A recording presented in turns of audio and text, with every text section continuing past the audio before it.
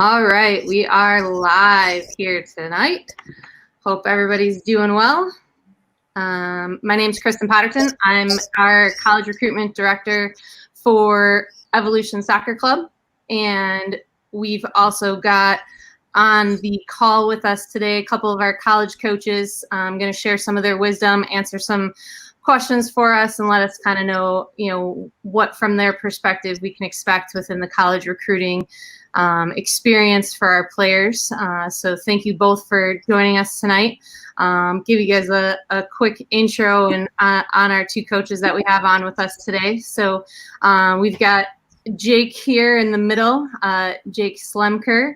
He's the head men's soccer coach at Wright State University, located in Dayton, Ohio. Was named head coach in 2018 after being involved with the program as a player and assistant coach and associate head coach. So was involved with the program from quite a while. And then jumped in. Wright State is a NCAA Division I program, participate in the Horizon League. Jake was named the 2018 Coach of the Year as a first-year head coach, which was pretty amazing, and then followed that up with a fantastic 2019 run.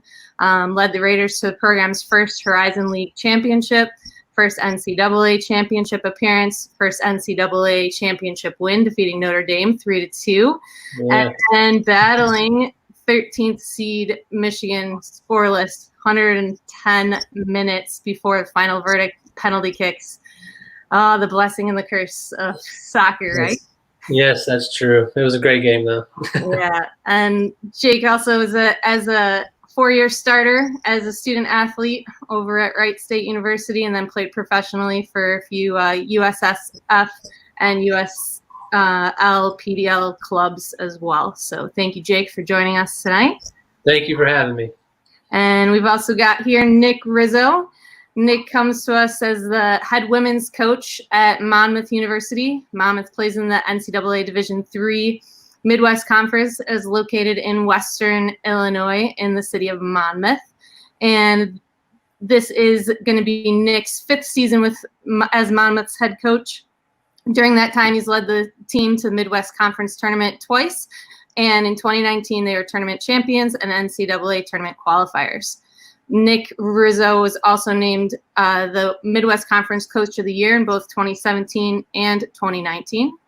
And as a student athlete, Nick attended Loras College, where he was a four-year starter and played in the NCAA tournament each of his 4 years. So thank you, Nick, for joining us as well. Thank you. Those of you guys joining us from YouTube here, appreciate you jumping on tonight. We'll try and get to some good information for you all, answer some questions that we often hear. So I'll kind of moderate us through the experience tonight, and hopefully we can get all these players ready to be recruited and have a good positive experience. So, the biggest question that you always hear is, how do I get a coach to pay attention to me? They want to know what they have to do. So, Jake, you want to kick us off and tell us some things that, you're looking for, or how a player can get on your radar? Yeah, absolutely. I mean, there's a lot of ways to get on a coach's radar. In today's climate, it's a little different, but in a normal climate with their showcases and league games and, obviously emails and highlight tapes on YouTube, there's, a lot of different ways to get on a coach's radar. And it's one thing that we always tell the recruits is to make sure that, you're doing the right things, not only on the field, but during warm-ups, in training, and how you interact with your coaches and how you interact with your teammates. So, I mean, there's a lot that goes into the recruiting process, but a big part of it is, is being an all-around good person and someone that, if we're going to bring you into our program, we got to make sure that, it's the right fit for everybody. So, there's a lot of different avenues. I'm sure we'll go through a lot of those right now, but I mean, we take a look at everything, what your club coaches are saying, what your teachers, even if it goes that far, your grades and all that stuff. So there's a lot that goes into it, and it's a process, and, we'll probably go through a lot of that tonight. So I won't talk too much about it. Great. I know this question will get some different answers from probably each of you a little bit, but Nick, what's your typical recruiting timeline? When do you start looking to recruit players and have conversations about the recruiting process? Yeah, and I think obviously me and Jake will be a little bit different. Division III and Division I definitely work on a little bit different timelines. Same with D2, NAI, JUCO. We're all kind of operating on different things, but I would say for us, typically your recruitment with us starts in the beginning of your junior year. We're not typically reaching out to freshmen and sophomores just because there's no scholarship athletic money tied to what we're doing. It really doesn't make too much sense for us to do it because we'd run out of things to talk about. There's not enough things to really incentivize you to come here to talk to you until you get to your senior year. And so we typically start, I would say, like beginning to middle of your junior year, and we'll make initial contact from that point, but we won't stop making initial contact with kids really until probably going like into almost the second semester of their senior year, where everyone's going to hit a different point when you have your first conversation with a coach, and that timeline is different for everyone. Like maybe you find a program like Jake's a little bit later than you would have found another program just for whatever reason you weren't in front of them and things like that. Same thing with us. Like we have kids. I have kids that are committed to us for the class of 2020 that I've been talking to for a year and a half. I have other kids that I've been talking to for like 8 months. And so it definitely works on different timelines for everyone. But I would say that our initial start of when we really start pursuing juniors is right at the beginning to middle of their junior year. Great. How about you, Jake? How does your programming work with that? Yeah, it's like you said, everyone has a different timeline. And what I always want to say is, I mean, there's always a school for you. There's always a place you can find a home at. And it could happen, as early as the end of your sophomore year or the end of your senior year. So, I mean, there are different factors that go into it. But for Division I, they kind of changed the rules a little bit. So just June 15th, just a day or two ago, we can start contacting now, like end of your sophomore year, June 15th, we can start actively recruiting and emailing and communicating with those players now. So that's usually when things kind of heat up a little bit in terms of the end of your spring season of your sophomore year is when kind of leapfrogs you into the big chunk of recruiting process for Division I would say. But, like Nick mentioned, I mean, we pick kids up their senior year. Sometimes it could be, it just wasn't on our radar. We didn't get a chance to see them, and other options fell through, and different types of, recruiting class needs. So, I mean, you can be seen at any time, but we can't physically speak to you until June 15th. But, I mean, like I said earlier, you can be seen at any time, freshman, sophomore, junior, senior year. So, but, yeah, I mean, what's that? Sorry, I didn't mean to interrupt. How does that work when with a player not being able to contact you, or you not being able to contact a player? How do they get seen, or how does some of that happen? Prior to that June 15th after sophomore year. So it's important. They can always call us. They can always email us. We just can't respond with certain verbiage. So most of the time we have like a generic NCAA thing that says, we're not allowed to, talk to you about recruiting process until this date. Please, check out our website. We have camps, ID camps, and things like that. Different avenues they can go into, but it's more of a generic response. We can't, talk specifically about recruiting or anything. Gotcha. Will you still go and you guys had both mentioned some showcases and things like that. What age of players are you watching at those events? What are your main targets when you're at an event like that?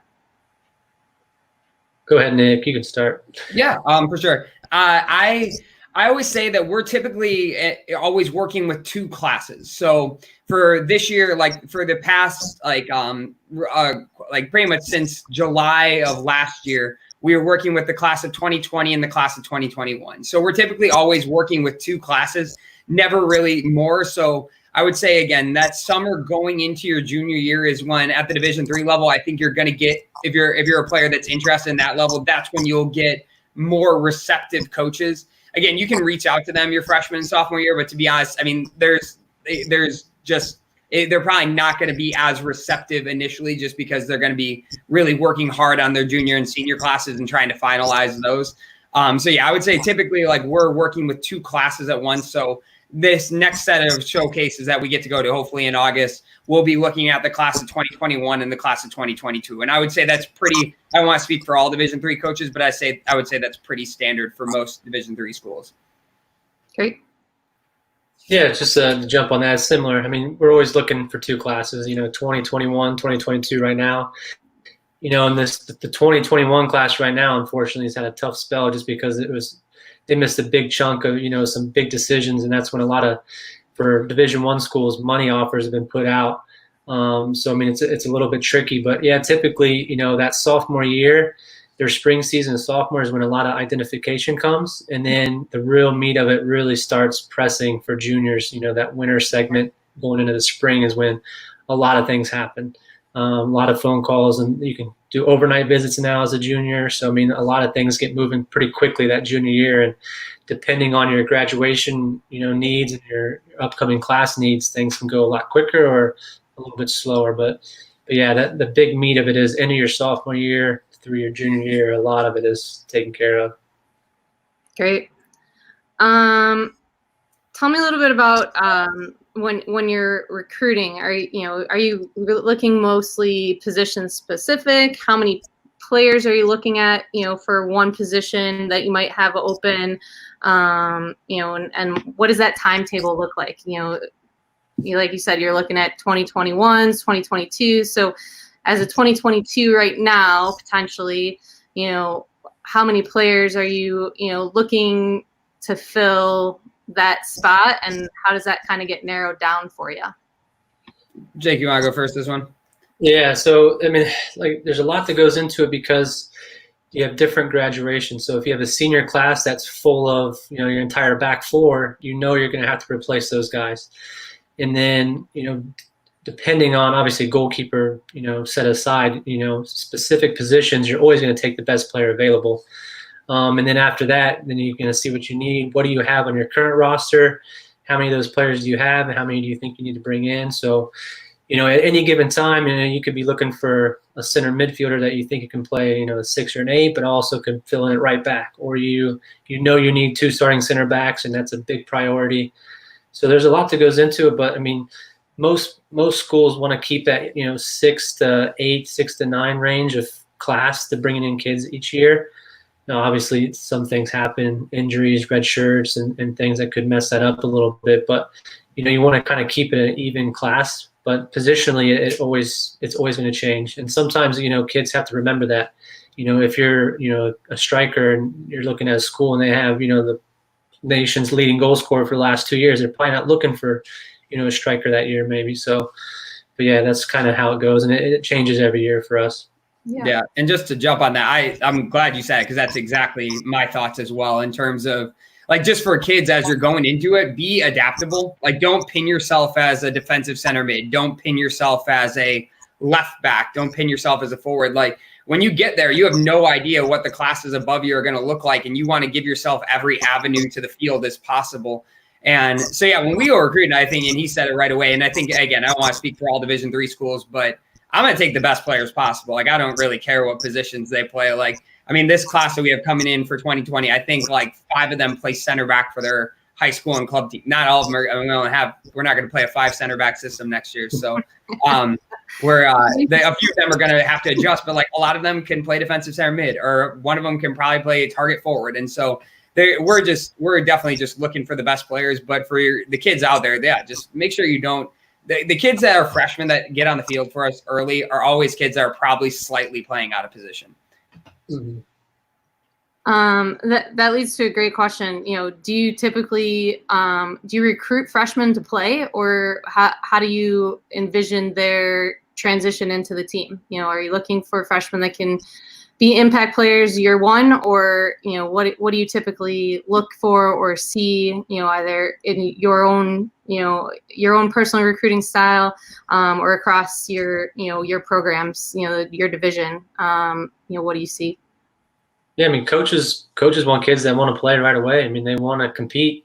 I mean, you want to have a kid, you're recruiting a kid to come play for your school. So you're not recruiting a kid to come sit on the bench. So, I mean, that's the mindset that both people have to have. Now, you also have to remember that there are other guys that, possibly better, more mature, and, a little bit further along. So you have to be able to mentally prepare yourself for everything. But, freshmen do come in. I mean, I've seen freshmen come in and take senior spots. I've seen freshmen come in and halfway through the year, they take off. And I've also seen freshmen come in and, crush it right in the beginning and then kind of fall off. They weren't ready for the grind. So, yeah, being versatile is huge. I mean, coming in and being open to play multiple positions and open to, playing a different role than you have at your club team. Because most kids that play at the Division I level are the best players on their team, and they're not used to coming off the bench or not being, the first guy up to call. So, I mean, it's a mental thing too. So.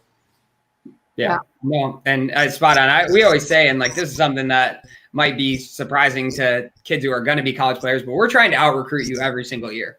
Like, our goal is to bring in a better class than the class above you every single year. And your goal has to be to prove to us that we can't do that. You're developing as a college soccer player, physically, mentally, like Jake said. And so we talk about players all the time. Like, every year I'm trying to bring in 8 freshmen that can start, and you guys are hopefully getting better. So that's not possible.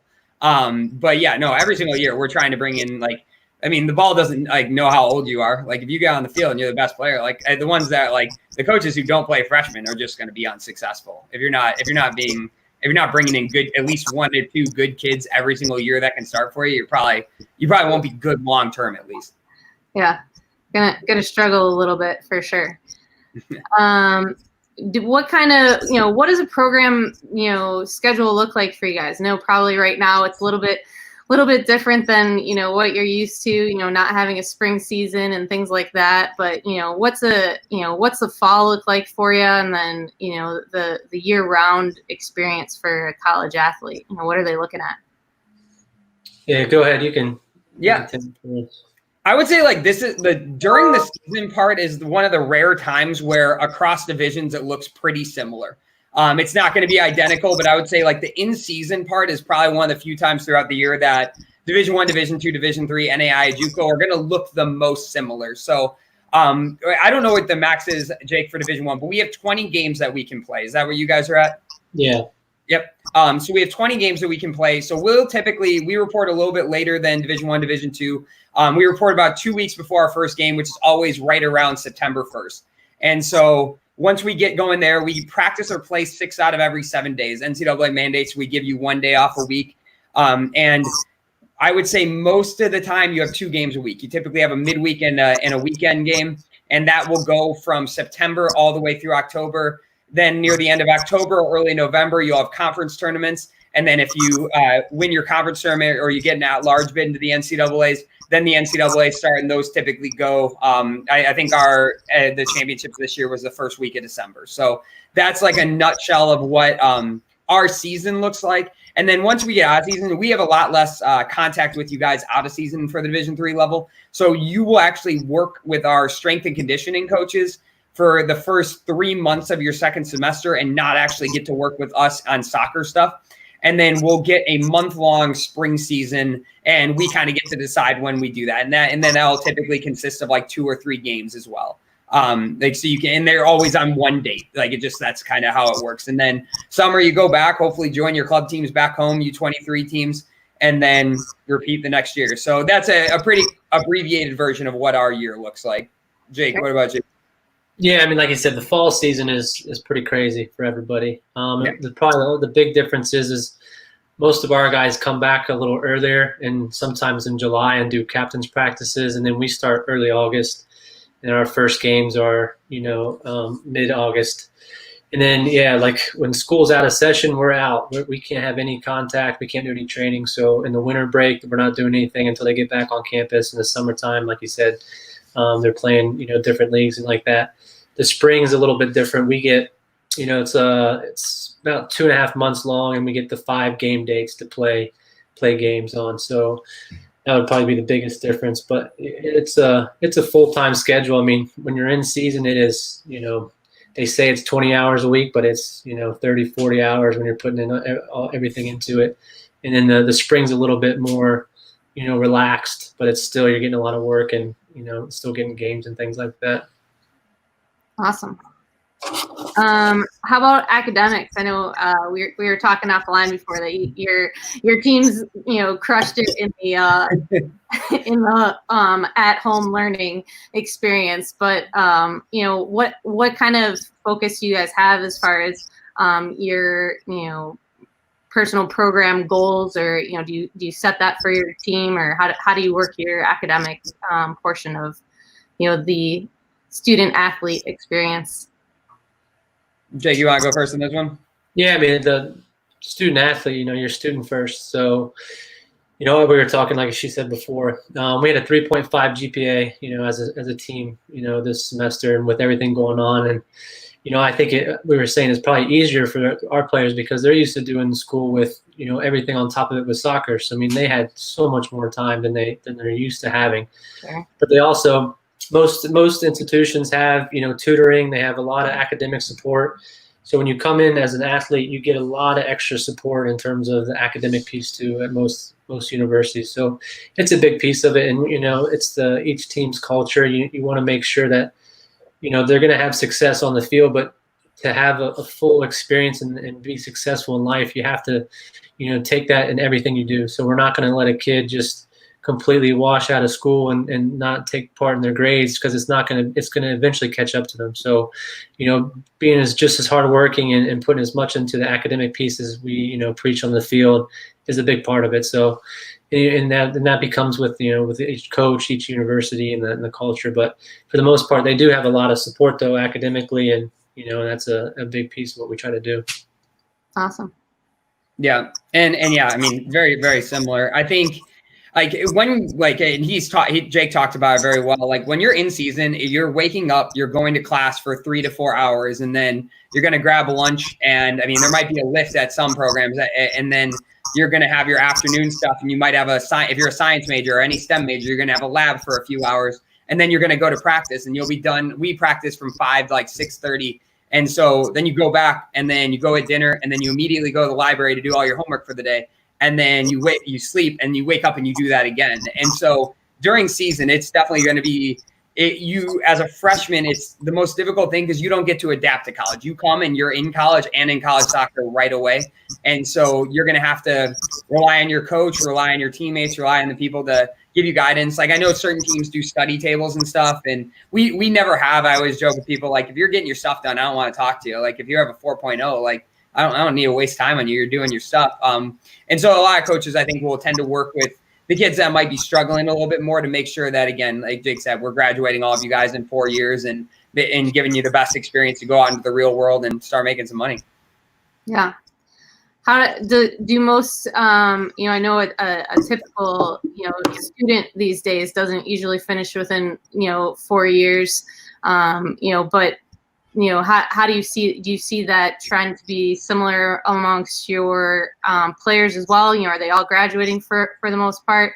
In 4 to 5 years is kind of the range, and what makes them stay longer than the 4-year graduation? It's I think it's kind of been changing a little bit. I think last couple of years, last century, I mean, most of the time it's always been 5 years. That's kind of been the kind of the deal. But I see a lot of kids these days trying to really progress and get done in 3.5, 4 years. So I mean, I think it's changing a little bit. I think the top end players that we've seen come to Division I, they definitely want to finish in 3.5 years so that they can go straight into the pro and already have their degree. Yeah. And then just with all the online accessibility, also it helps them kind of take classes in the summer from wherever. So I think it's trending more toward getting 3.5, 4 years for sure than in the past where it's 4.5, 5 years. Sure. I mean, I think that's more of a trend these days. Yep. I could be wrong, but no, I'm sure the parents listening will be happy to hear that. Pay for more school. Yeah, no, I'm with Jake on this one for sure. I think that we've graduated, 18 kids over the last 3 years, and one of them went for over 4 years. And she was one that transferred from a community college and had to stay for an extra half semester just because all of her credits didn't quite transfer to us correctly. So, but everyone else is, and again, that might be difference between a liberal arts school and maybe a state school, but it seems like what Jake said, it's a very common trend to get out in 4 and sometimes even less, because most people want to start like pursuing their career and everything, especially because our season's in the first semester. Like sometimes for some kids, it's just like, what's the point of coming back? I can go start making money. Yeah, absolutely. What are some things as far as, the recruiting process, what are some things that you're looking for, out of a recruit from like a personality standpoint, and how do they kind of get some of those things across? I've talked to, a lot of the athletes, over the last, couple years, and told them, you need to, make an impact with your email and, get the coach's attention somehow. So what are some things that you're looking for, or that, catch your attention, get you to take a little deeper look into a player? There's a lot of little things. I guess I'll start, but spelling the name or getting the name correctly is the first part. We see that a lot, like dear Coach Smith, and dear Coach Smith would be the coach of like your rival school, and it's like that's not a good start. Yeah. But knowing a little bit about the university, so it's not a complete generic email. So it's not just hey coach, I really want to come to your school. Right. It's hey, Coach Slumker. I've seen Wright State. I've watched a couple games. I know you guys play in the Horizon League, stuff like that. So make it a little bit more personalized. And that makes this a little bit more gravitate to the email. And then obviously, I'm sure the topic will come up on highlight tapes and things like that. And that's always a helpful. We can kind of dig into that later. But there's a lot of little things in the email process that helps out. Yeah. Nick, if you'll jump in, and I know there's a million of them we can go through, but. Yeah, no, and I would say like everything that he said, 100% spot on. I would say get comfortable talking to adults. Like a lot of us are closer to your parents' age than we are to you. And so you have to be comfortable talking to adults. And Jake said it a little bit earlier. The other thing is like when you're at showcases and events, realize that we don't stop looking when you get off the field. As soon as the game ends, like we're watching how you interact with your teammates, how you talk to your coach. If you're walking with your parents and like the first thing you do is have your cell phone out and you're not ignoring your mom and dad who came to watch you play, like how you treat your family, how you treat those around you is how we envision you're going to treat us. And you want to make sure you're representing yourself in a really positive way. But yeah, just like Jake talked about, again, we're always looking for different personality things that are going to be good for our program. And that's stuff that we definitely pay attention to.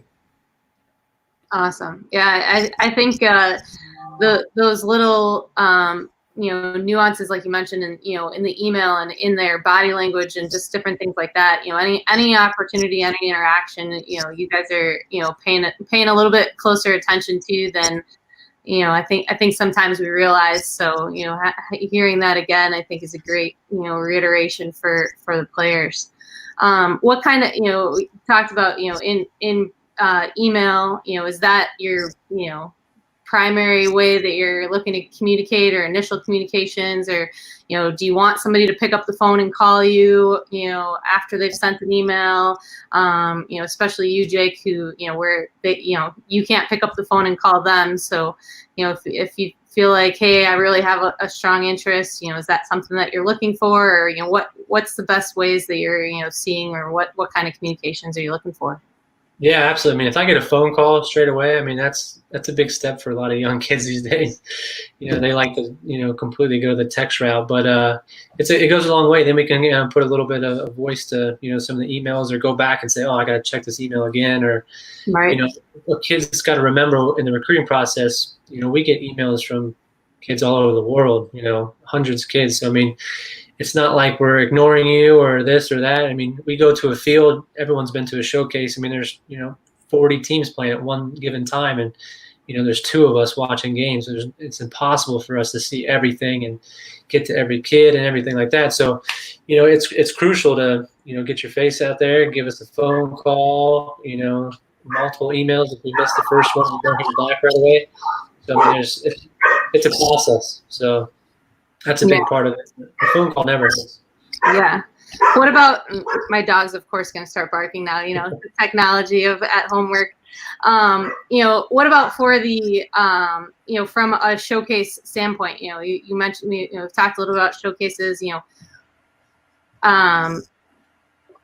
interaction, you guys can't have it during the event with players. But what, when you show up to a showcase, what does that look like for you? Are you just going and see what you see, or how are you picking which games to go watch and different things like that? What are kind of some of your criteria that drives you to go watch one game over another?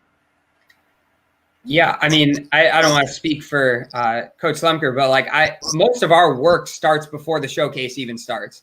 It's like weeks, months before, because when you go there, you need to be as efficient as possible. You don't get to you get a limited amount of time at the fields, and there's games that are constantly going on every hour. And so for the players, your work needs to start then too. You need to be emailing coaches your name, what jersey number you're going to be wearing, what color you're going to be wearing on that field, because most of the time we've never seen you or met you before. And so if you're able to send us an email that's very saying, hey, coach, I'm very interested, blah, blah, here's my field numbers, here's the jerseys that we'll be wearing, this is my coach's contact information, please email him with any questions about me, stuff like that. Because he can, even at the Division I, Division II level, there's more limitations. They can talk to your coach and speak to them about your team and stuff like that. And I think rules have changed where offers can't go through. Jake, you would be able to talk better there, but we can. That's when the work starts for us, is when we're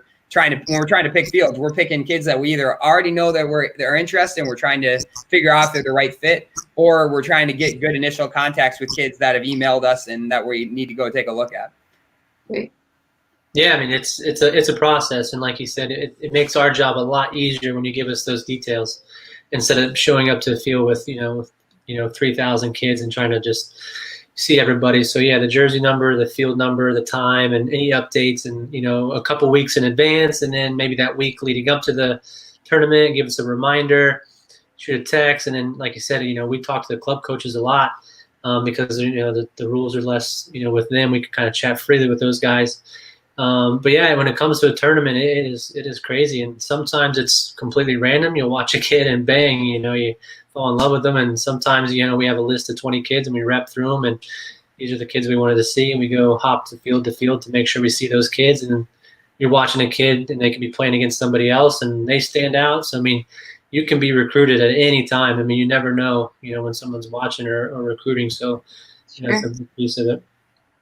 As you're, watching some of those games, and are you seeing a lot of the field, or are you watching most specifically, a particular player, or how do you, just your personal style as far as what your kind of vision is when you're at at an event?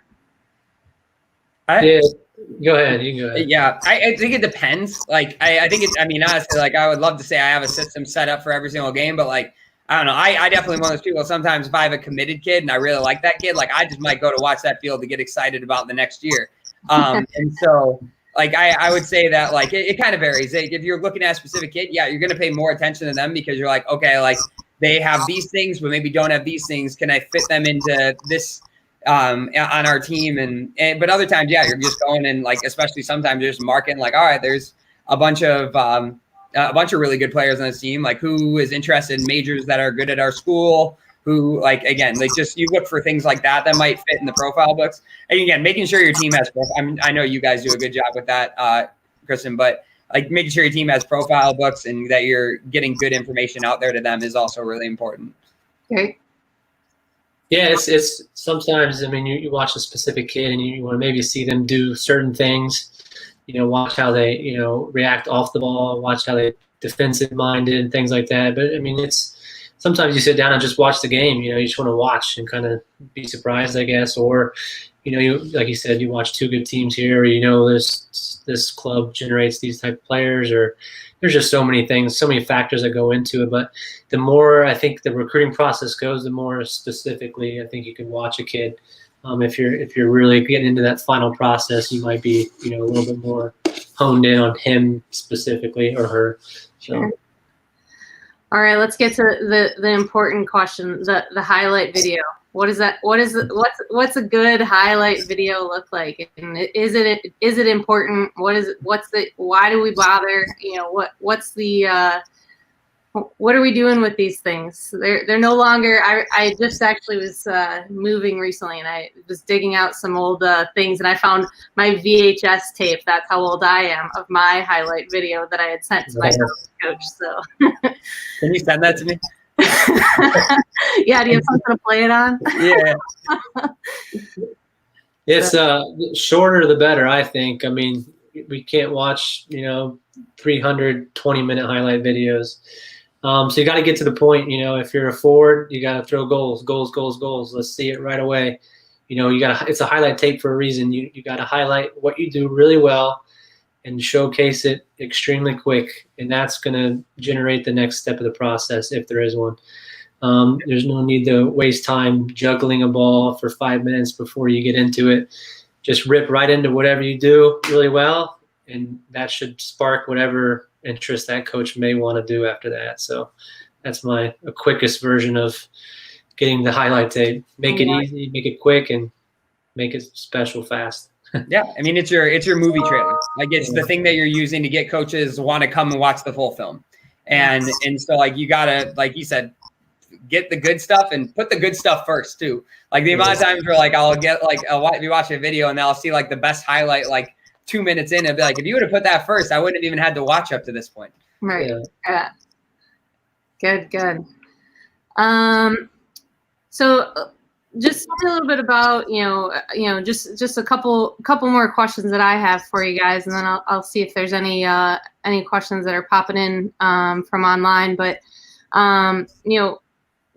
tell me, I mean, you guys both have been, within the last 3 years, we have 3 titles of Coach of the Year, so that's pretty outstanding on the phone. What are some of the things that help you guys stand out as coaches? What's your style? What's something that you think is different about maybe what you do than either some of the other coaches within your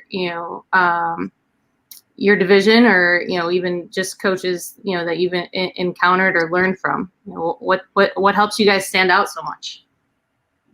You're up first, Nick. Oh, I'm up first. I get Coach of the Year because I'm a pretty friendly guy and people just vote. No. But yeah, no.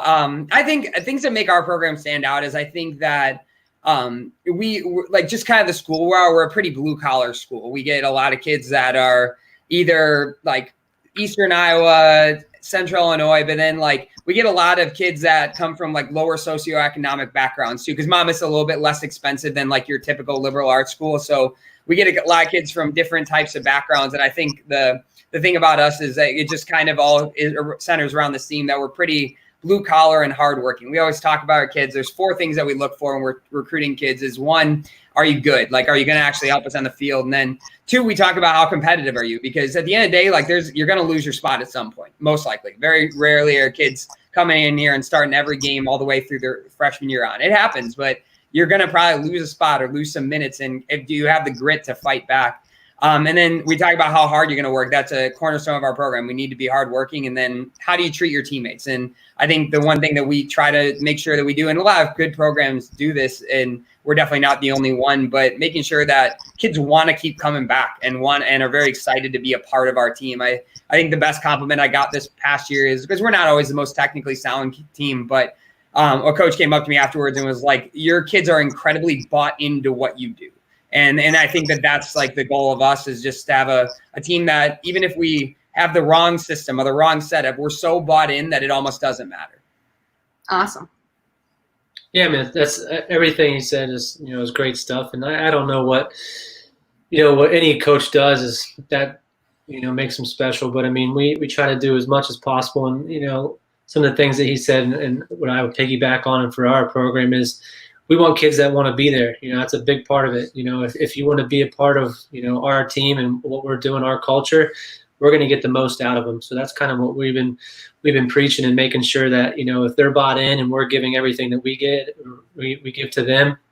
And it breeds a good competitive culture, on the field, and training every day is competitive, and games, and the guys want more, and we're trying to give them all the resources and tools to be successful. And, we have a group of guys that, come in and we try to schedule, some of the biggest conferences and some of the best, teams in the country. And, that's kind of our mentality. We're not scared to play anybody. And, we challenge ourselves every day, and with our schedule, and it really breeds that environment of competitiveness. And you'll hear that word a lot because he's right.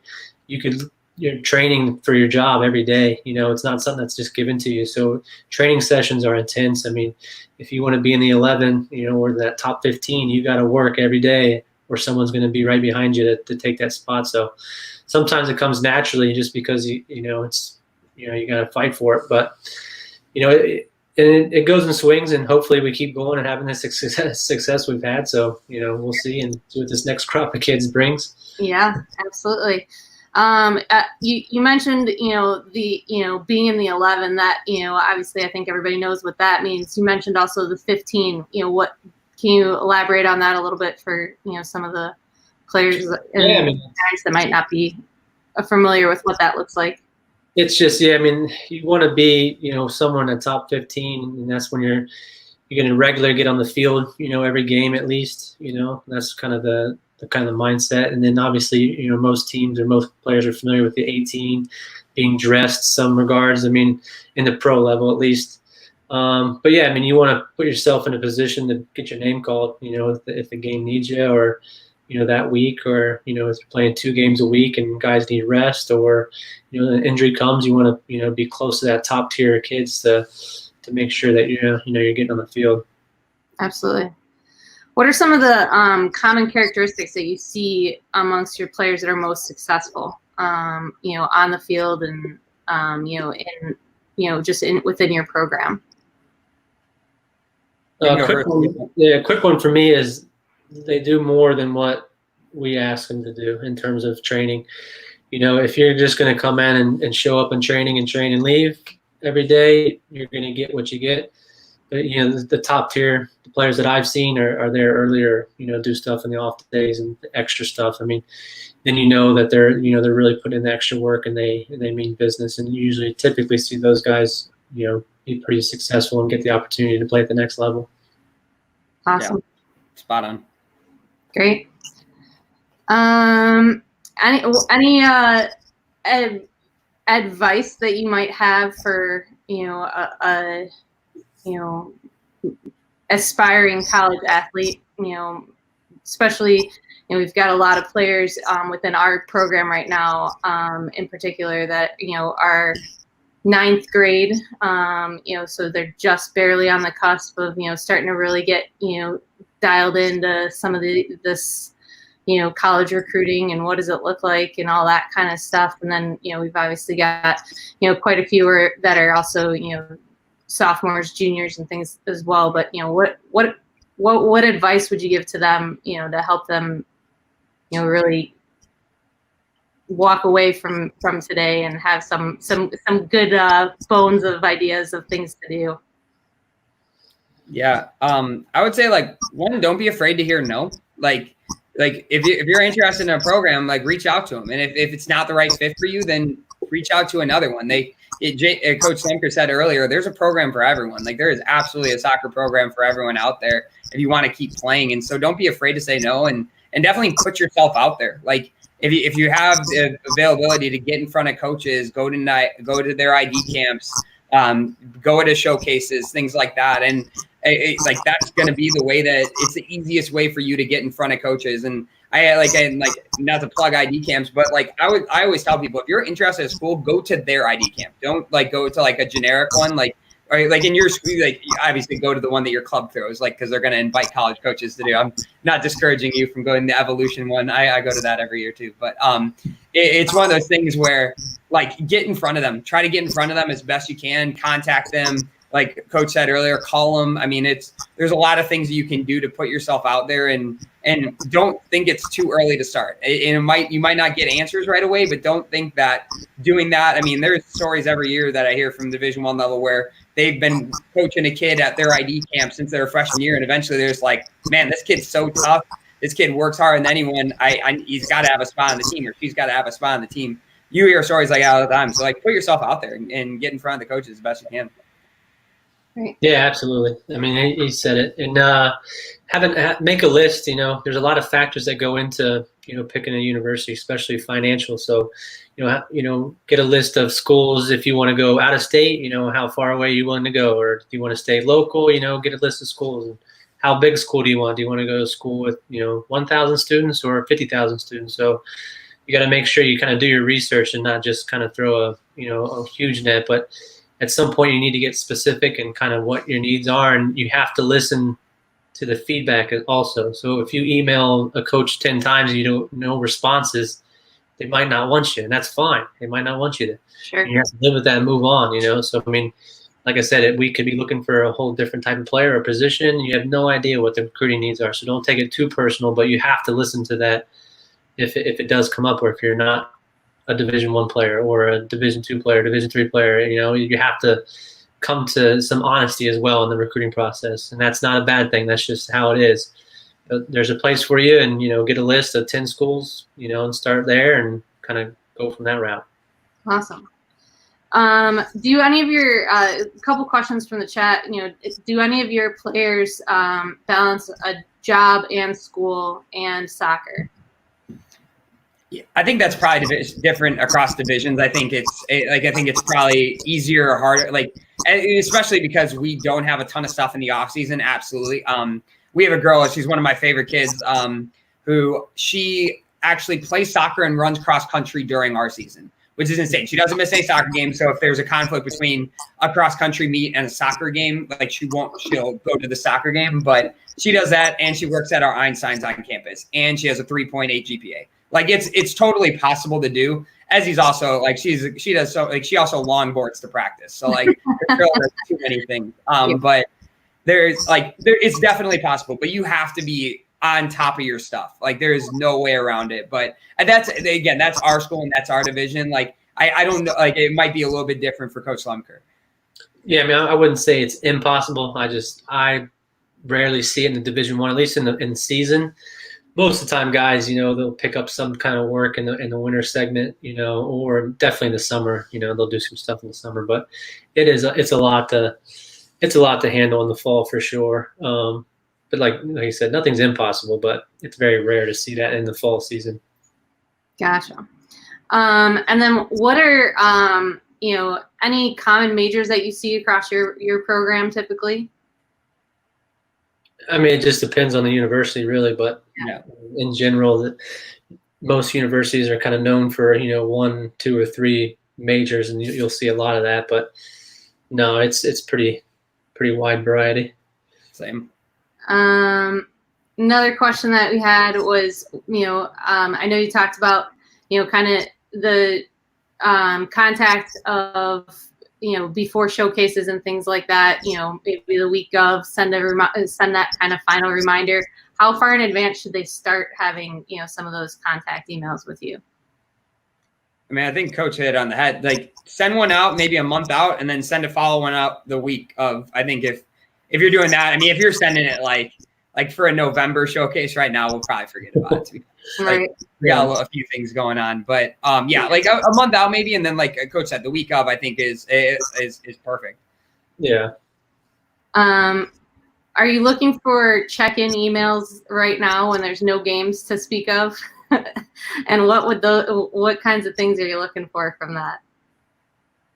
Yeah, I mean, recruiting never stops. I mean, players are getting committed right now. There's offers being thrown out. It never stops. So I mean, whatever you feel comfortable with saying, hey, this is what's been going on. I've been working out, stuff like that.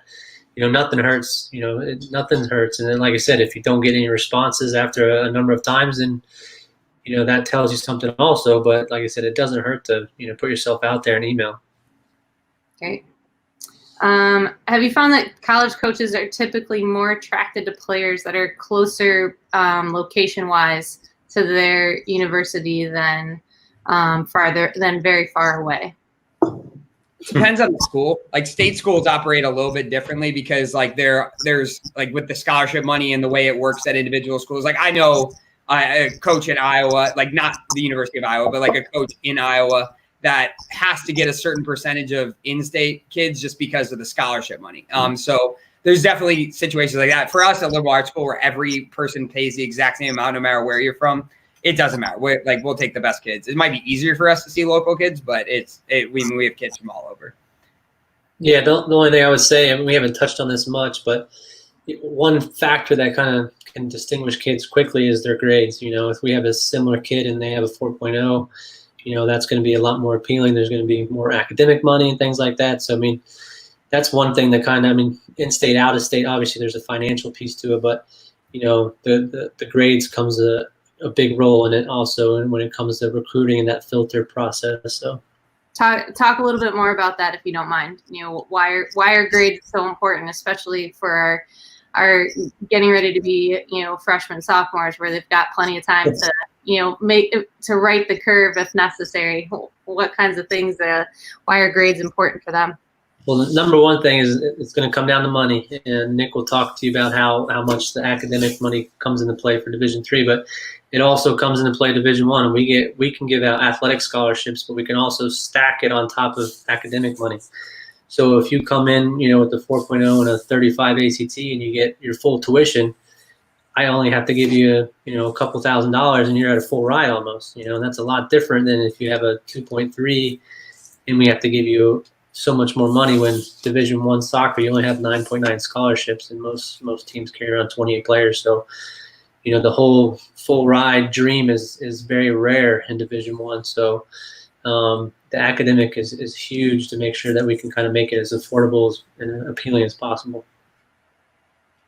Yeah, same thing. Our Division III level, we don't have athletic money, so your money, and again, we give really good academic money if you're good academically.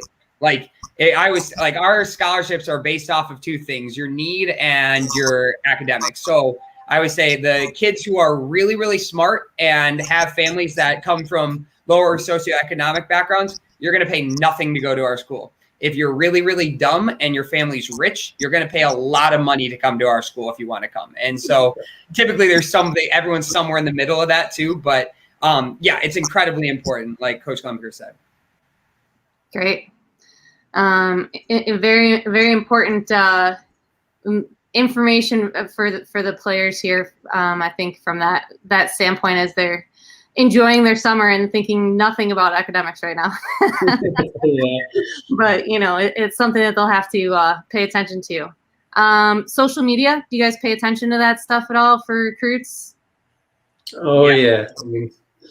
Once you get on campus, you'll sign stuff about social media. It's we're talking to, like we said, your coaches, we're looking at Facebook, Twitter, Instagram. Everything comes to light. So, you got to be careful. You got to be, how you represent yourself and put yourself out in the public eye is something that we'll have to deal with, when you represent each university. So it's a big thing. And, there's enough stuff on the media about people making silly decisions on social media. So, the word's out there. It shouldn't be a surprise nowadays, but it still happens. So yeah.